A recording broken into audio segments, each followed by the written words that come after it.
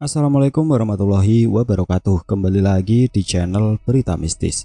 Untuk kisah kali ini masih melanjutkan dari kisah yang sebelumnya, yaitu sebuah kisah yang ditulis oleh Dio Seta. Kisah yang berjudul Sinden Pengabdi Setan. Sebelum kita masuk ke ceritanya, tekan dulu tombol like video ini dan jangan lupa tekan juga tombol subscribe channel ini dan nyalakan juga lonceng notifikasinya agar tidak ketinggalan cerita-cerita baru dari channel ini. Dan bagi teman-teman yang ingin membaca langsung atau ingin membaca koleksi lain dari tulisannya Kak Dio Seta, nanti silahkan saja kunjungi linknya yang nanti akan saya sertakan di kolom deskripsi. Dan seperti apa untuk kelanjutan kisah ini? Langsung saja kita simak berikut ini.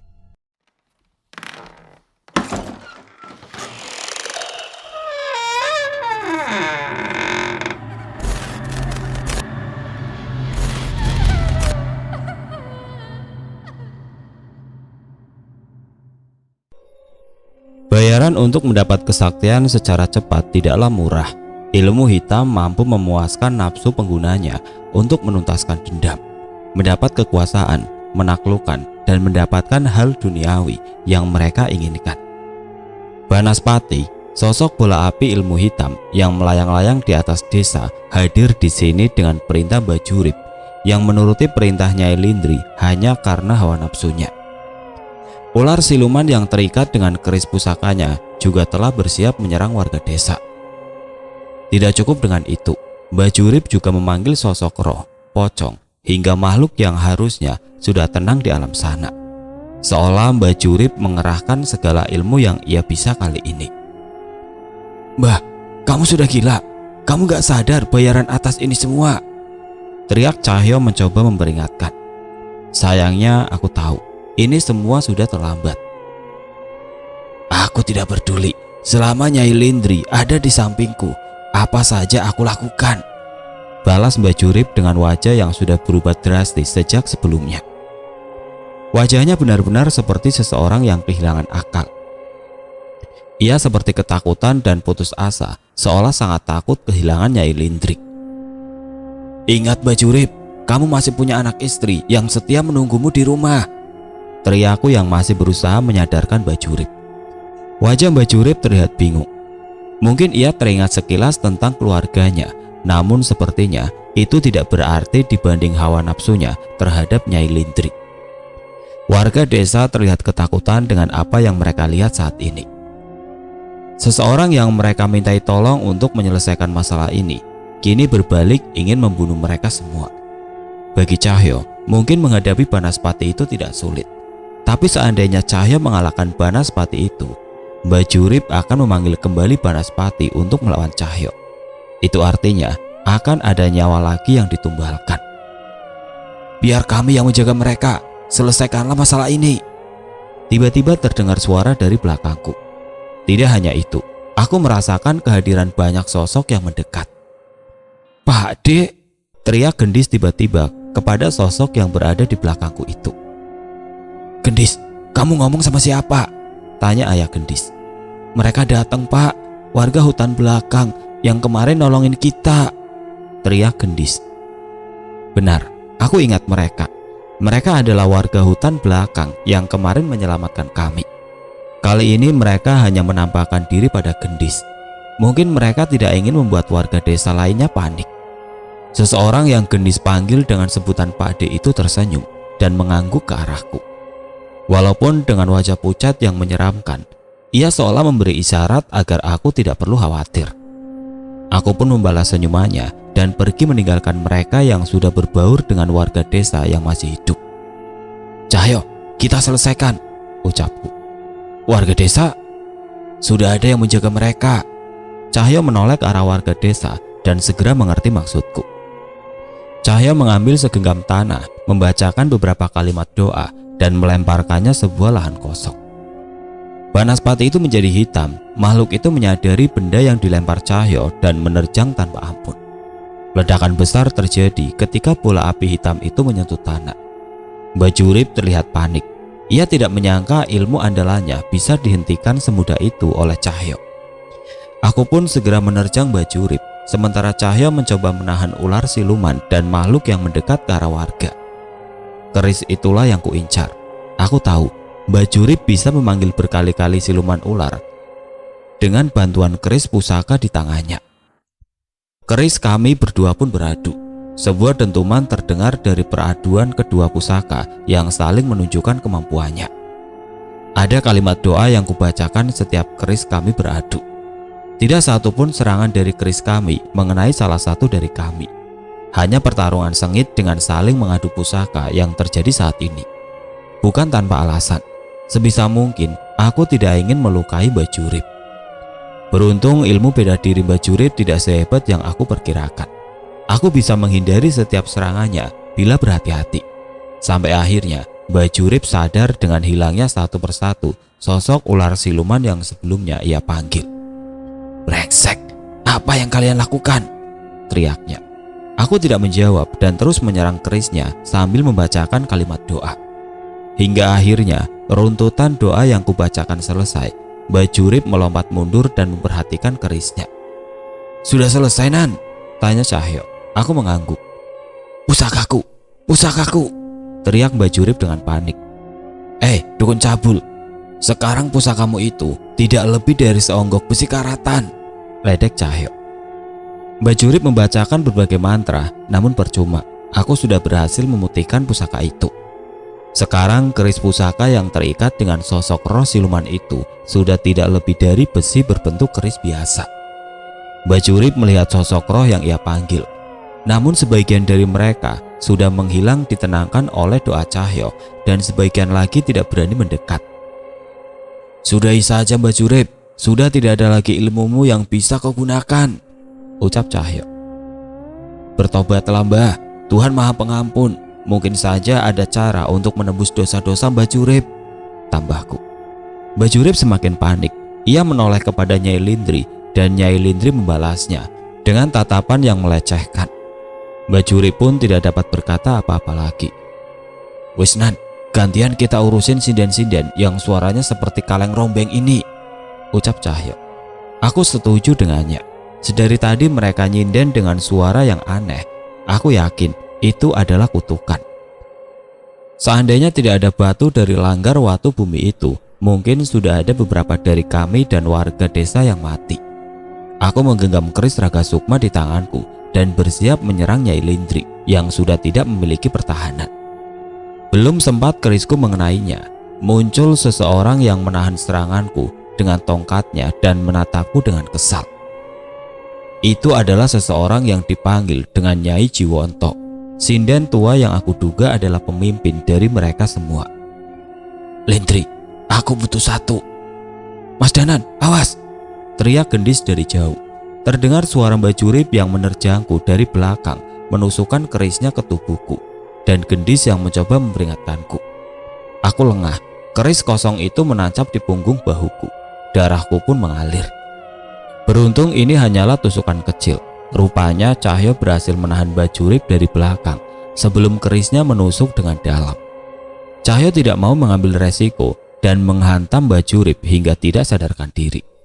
Aku tidak menyangka tanpa kekuatannya pun ia masih bertingkah senekat ini.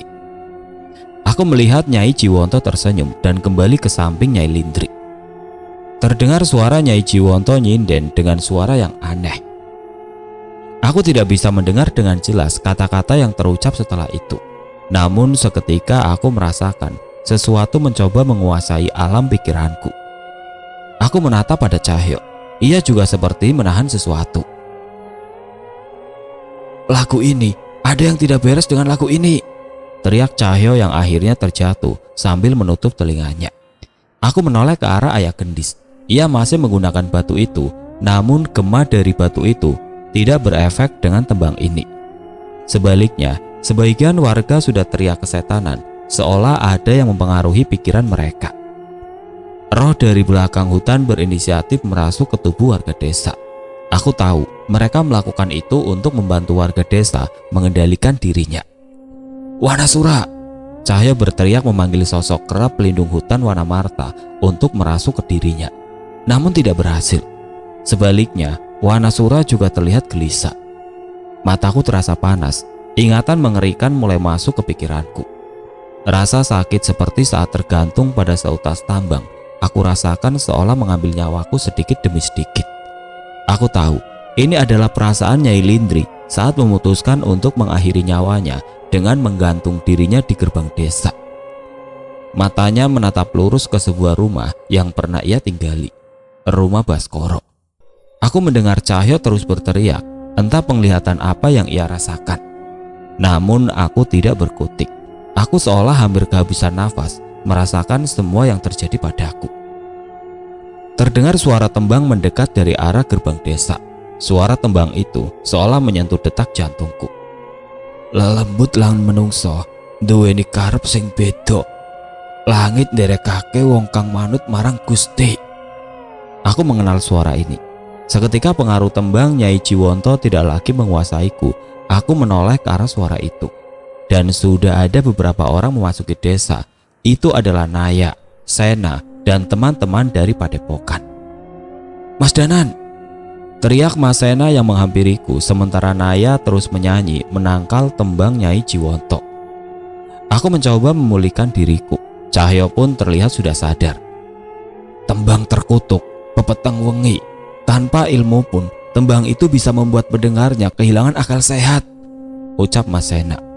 Nyai Jiwanto terlihat kesal. Ia memberi isyarat kepada sinden lain untuk mengelilingi kami, termasuk Mas Sena dan Naya. Ini tidak akan mudah. Masing-masing sinden ini membawa berbagai kutukan. Namun sebelum mereka melakukan sesuatu, tiba-tiba terdengar suara ayam berkokok yang merubah raut wajah sinden-sinden itu. Sebentar lagi, pagi akan datang. Seketika sinden-sinden pengabdi setan itu menghilang satu persatu ke dalam kegelapan. Mereka menatap kami dan warga desa dengan tatapan mengerikan, seolah memastikan mereka akan kembali lagi. Urusan kita belum selesai, ucap Nyai Jiwanto yang segera meninggalkan kami di gelapnya malam yang hampir bersanding dengan cahaya pagi. Mas Danan gak apa-apa. Naya menghampiriku setelah melihat darah mengalir dari punggungku. Luka tusukan kecil Naya, gak apa-apa, balasku. Naya obatin dulu, ucapnya sambil membantuku untuk berdiri. Aduh, sakit. Terdengar suara Cahyo merintih kesakitan. Segera Mas Sena menghampirinya dan mengecek apa yang terjadi padanya. Aku melihat Cahyo menoleh ke arah Mas Sena. Gak bisa, yang ngobatin harus Naya, teriak Cahyo. Seketika aku mencopot sendalku dan melemparkan tepat ke wajahnya. Mulutmu itu bisa-bisanya, ucapku. Cahyo pun hanya nyengir dan kembali berdiri. Ya namanya juga usaha Nan. Mas Sena hanya menggeleng melihat tingkah laku Cahyo. Namun aku tahu, setelah pertarungan tadi, tubuh Cahyo juga pasti tidak sesehat yang ia tunjukkan. Aku menoleh ke arah warga desa. Roh-roh yang sebelumnya menjaga mereka berpamitan bersamaan terbitnya matahari yang menyelamatkan kami. Naya, tadi yang kamu nyanyiin tembang apa? Tanyaku. Naya hanya tersenyum tanpa menjawab pertanyaanku. Kok senyum-senyum sendiri, bukannya dijawab? Tanyaku lagi. Lah aku mau jawab juga lucu. Orang yang ngajarin lagu itu Nyai Kirana, ibunya Mas Danan, balasnya. Aku kaget mendengar jawaban itu. Nyai Kirana sudah tahu tentang adanya sinden-sinden yang menggunakan cara-cara menyimpang. Mereka mengabdi pada sosok lembut yang bisa memberikan pengasihan. Makanya Nyai Kirana mengajarkan lagu itu, cerita Naya. Nyai Kirana dan murid-muridnya jarang sekali ada yang menonjol di setiap pementasan karena ada sinden-sinden lain yang terlihat lebih mempesona. Aku mengingat wejangan-wejangan selama aku tinggal sama ibu. Memang aku tahu ibu sering bercerita soal itu. Namun pada zaman aku kecil, penggunaan susuk, minyak pengasihan, dan mustika adalah hal yang biasa dilakukan. Kalau kamu segitu dekat dengan ibu, kenapa kita nggak saling kenal ya? Tanyaku. Lagi-lagi Naya tidak menjawab. Ia hanya tersenyum dan menyelesaikan pengobatannya untuk lukaku. Mbak, jangan sering-sering senyum, nanti masnya baper, ledek Cahyo. Sendalku masih sisa satu loh Jul, pilih tak lempar kemana, balasku. Ke pohon pisang di depan aja, siapa tahu jatuh satu, balas Cahyo. Aku hanya menggeleng sambil mengenakan sendalku lagi. Sementara Naya pergi meninggalkanku mengganti air dari baskom yang ia gunakan untuk membersihkan lukaku. Lah, kamu gak peka-peka. Dia berharap kamu sendiri yang ingat tentang dia, malah pakai nanya, jawab Cahyo. Gimana Tonjul, namanya lupa, pasti gak ingat, balasku. Ya bener juga sih, balas Cahyo menyetujuiku. Tapi gak gitu maksudnya. Aku berdiri menutup mulut Cahyo, memaksanya menghentikan obrolan ini. Bila dilanjutkan, aku tahu perbincangan Cahyo akan menjurus kemana. Mas Danan gimana? Parah lukanya? Tanya Jatmiko yang menghampiri kami. Enggak mas, enggak apa-apa. Maaf ya mas, kita belum bisa beresin permasalahan ini, ucapku. Mas Jatmiko menghela nafas.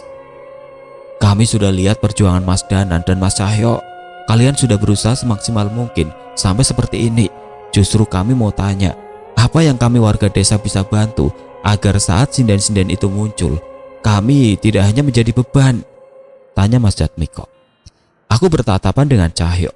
Sepertinya ia yang ingin menjawab pertanyaan Mas Jatmiko. Kami harap warga desa bisa memperkuat iman dan ibadahnya Mas Jatmiko. Walaupun mungkin tidak bisa menghardik kutukan sinden-sinden itu, setidaknya tidak akan muncul Baskoro dan Bajurip yang lain yang mudah termakan hawa nafsu, jelas Cahyo. Mas Jatmiko menghela nafas dan mengangguk. Ia sadar bahwa warga desa dan dirinya masih kurang dalam hal itu. Mas, nanti saya ajak pemuka agama dari desa saya ke sini. Kita perkuat iman dan ibadah kita bareng-bareng, ucap Mas Sena yang menghampiri kami. Terima kasih Mas Sena, saya akan sampaikan ke warga. Setelah adanya kejadian-kejadian ini, seharusnya warga desa mulai sadar, ucap Mas Jatmiko yang segera meninggalkan kami dan menemui warga desa. Sekarang bagian kita, Jul. Gimana cara kita melawan sinden itu kalau mereka muncul lagi? Tanyaku. Cahyo tidak langsung menjawab, namun ia melemparkan lirikan matanya ke arah Naya. Mata lawan mata, sinden lawan sinden, ucapnya. Ngawur kamu. Enggak, enak aja.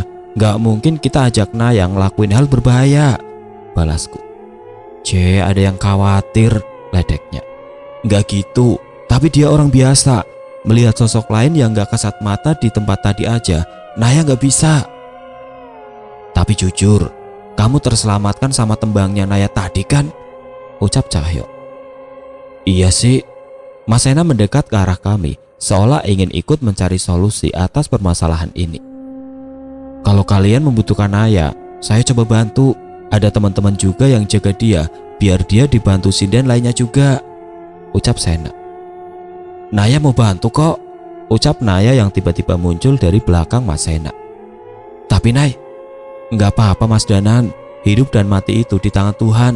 Kalau ternyata Naya punya kemampuan buat ngebantu Mas Danan, berarti Naya sudah diberi titipan untuk melaksanakannya, ucapnya. Aku menatap Naya. Ia mengatakan hal itu seolah tanpa beban dan tanpa rasa takut sama sekali. Aku pun menghela nafas dan terpaksa menyetujui rencana ini. Kata Pak D, sinden-sinden itu juga punya jago lain mas. Gendis tiba-tiba muncul menghampiriku. Yang dimaksud Pak D mungkin adalah salah satu roh yang tadi menyelamatkan warga desa. Jago? Maksudnya apa Gendis? Tanyaku. Itu loh, yang tadi bawa tombak melawan Mas Cahyo, jawabnya polos. Mungkin maksud Gendis, selain Joko Garu, sinden-sinden itu juga memiliki pengikut lain yang melindungi mereka dan akan menjadi lawan menyulitkan untuk kami. Lebih baik Mas Danan dan Mas Cahyo beristirahat di padepokan saja. Kita siapkan rencana di sana dan nanti sebelum gelap kita kembali ke sini, ajak Mas Sena. Kami pun setuju dan segera berpamitan dengan warga desa yang juga segera kembali ke rumahnya masing-masing. Aku harap mereka mengingat pesan kami tadi dan bisa mempersiapkan batin mereka sebelum kembalinya sinden-sinden itu. Padepokan terlihat cukup ramai. Sepertinya anggota mereka sudah mulai beraktivitas seperti biasa. Aku memutuskan untuk membersihkan diri dan beristirahat memejamkan mata sejenak untuk memulihkan kondisi tubuhku. Sepertinya Cahyo juga sama. Beberapa hari ini terasa begitu berat. Semoga saja pertemuan dengan sinden-sinden itu berikutnya adalah akhir dari kutukan ini. Nak, bangun nak. Iya bu, sebentar lagi. Ibu sudah masak sayur lodeh, keburu dingin. Mendengar ucapan itu, aku segera memaksa membuka mataku agar tidak ketinggalan memakan sayur lodeh favorit buatan ibu. Tapi seketika aku sadar, sepertinya aku bermimpi. Mungkin saja aku memang kangen dengan ibu. Lah, kok malah tidur lagi? Sontak aku duduk dan menatap seorang wanita di dekatku. Aku mengusap mataku dan memastikan apa yang kulihat bukan hayalan. Ibu? Tanyaku. Benar, itu adalah ibu. Dia tersenyum seolah ingin memberiku kejutan. Kok ibu bisa ada di sini? Tanyaku. Belum sempat menjawab, Cahyo muncul di depan pintu sambil membawa piring yang sudah berisi lauk. Ya biarin toh, kan akhirnya bisa makan sayur lodeh istimewa, gak kalah dari buatan bule, ucapnya sambil mengunyah. Alah, giliran makan aja cepet kamu, balasku. Perasaan ibu gak enak pas nanya ke Pak Le, katanya kamu ke desa ini. Pak Le cerita tentang sosok yang kamu hadapi saat ini, jadi ibu khawatir, cerita ibu. Iya, tapi ibu gak usah kesini, bahaya, balasku. Anak kok mau ngatur orang tua? Percaya gak percaya, orang tua bisa menjadi sekuat apapun demi melindungi anaknya, jawab ibu. Aku tersenyum dan ibu malah mengusap rambutku layaknya seorang anak kecil. Aku sedikit malu ibu melakukan itu di depan Cahyo. Tapi tatapan Cahyo sepertinya merasa iri dengan apa yang dilakukan ibu padaku. Enak nggak sayur lodehnya? Tanya ibu pada Cahyo. Enak bude, ini mau tambah lagi. Enak aja, aku belum. Makanya bangun cepet, mandi, jangan males-malesan, ledek Cahyo. Danan emang gitu bude, kalau nggak diburu-buru, senengnya di kasur. Enak aja, fitnah lebih kejam daripada fitnah. Aku melempar bantalku pada Cahyo, namun ia begitu cekatan menghindar. Demi melindungi sepiring nasi di tangannya, ibu hanya menggeleng melihat kelakuanku dan Cahyo. Soalnya dia merasa tidak ada yang berubah dari kami sejak masih kecil hingga sekarang. Aku segera mencuci muka dan menuju ruang makan di Padepokan Sena. Terlihat ibu sedang asik berbincang dengan Naya, seolah mereka sudah akrab dengan Naya. Ibu terlihat menunjuk ke arahku, namun Naya terlihat tersenyum tersipu menanggapi ucapan ibu. Entah apa perbincangan di antara mereka, namun kejadian ini benar-benar merubah perasaanku semenjak kejadian semalam. Mas Danan, bener itu ibu Mas Danan? Tanya Mas Sena. Iya mas, kenapa? Nggak pantas ya? Ibu cantik, anaknya kucel begini, potong Cahyo. Asem kamu Jul, masih aja, ucapku. Mas Sena pun ikut cair dengan perbincangan kami. Loh, coba kamu ngaca, bangun tidur nggak mandi, mukamu kayak gimana? Tambah Cahyo. Ya iya sih, abis ini mandi, tajak Naya, ucapku. Sembarangan, tak bilangin ibumu lo. Ajak Naya buat nyuci piring selama aku mandi, curigaan aja sih, balasku. Cahyo hanya melengos dan melanjutkan makannya. Ngapunten ya mas. Danan, kalau ada ibunya, balik kayak anak kecil lagi, bisik Cahyo pada Mas Sena. Siang ini terasa berbeda dari biasanya. Sepertinya masakan ibu benar-benar merubah moodku hari ini. Tepat setelah selesai mandi, kami segera berkumpul di pendopo untuk berdiskusi tentang maksud kedatangan ibu dan tentang cara kami menghadapi sinden itu lagi nanti. Ibu dapat kabar dari teman-teman sinden yang lain, ucap ibu membuka pembicaraan. Dari berbagai sanggar dan padepokan beberapa sinden mendapat perintah untuk berkumpul di suatu tempat. Aku sudah curiga, pasti ada hubungannya dengan kemunculan Nyai Jiwonto yang memimpin sinden-sinden abdi setan kemarin. Ada seorang sinden yang menolak. Ia ingin bertobat melepaskan susuknya dan tidak menuruti perintah dari empunya lagi. Tapi tiba-tiba wajahnya menua dan kulitnya penuh dengan sisik. Ia datang ke desa Kandimaya meminta pertolongan pada ibu dan menceritakan hal ini. Aku membayangkan bagaimana tersiksanya sinden itu. Namun itu jalan terbaik. Lebih baik ditolak oleh seluruh manusia di dunia dibanding ditolak di tempat terbaik oleh Yang Maha Kuasa. Maksud Bude, ada kemungkinan mereka akan datang ke sini membantu sinden-sinden demit itu, ucap Cahyo. Ibu mengangguk. Nyai Jiwonto pernah datang ke desa Kadimaya.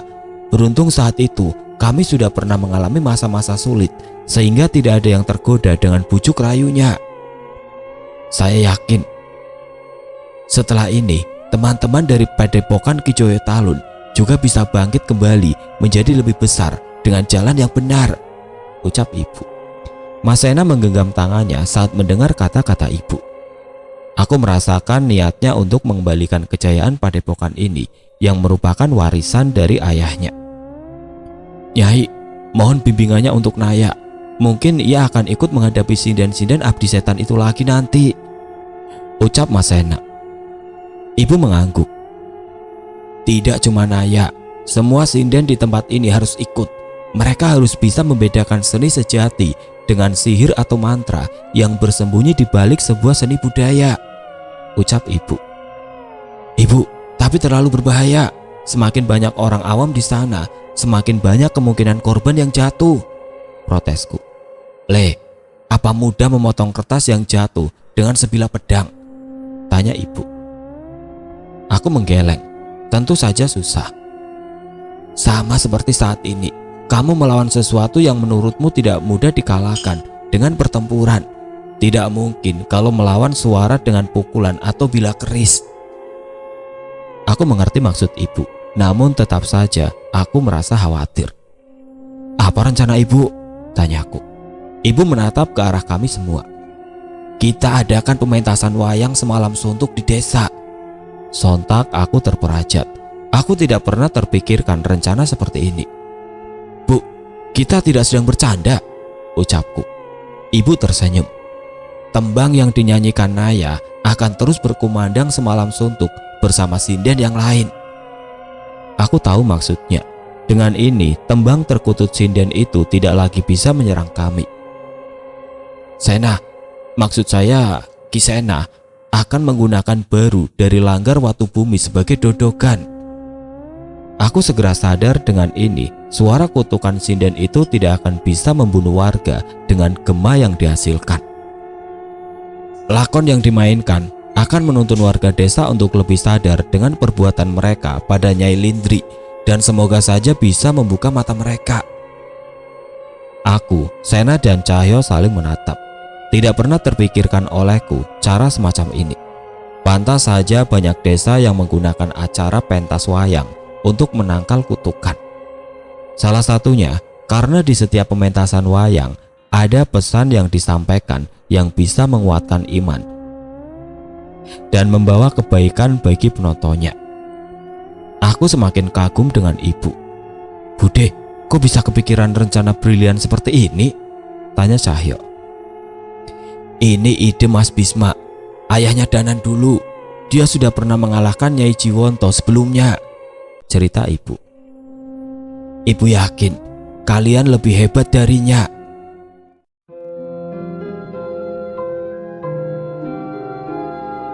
Oke teman-teman, sampai di sini dulu ceritanya. Nantikan kelanjutan kisah ini di video berikutnya. Agar tidak ketinggalan, klik tombol subscribe channel ini dan nyalakan lonceng notifikasinya. Wassalamualaikum warahmatullahi wabarakatuh.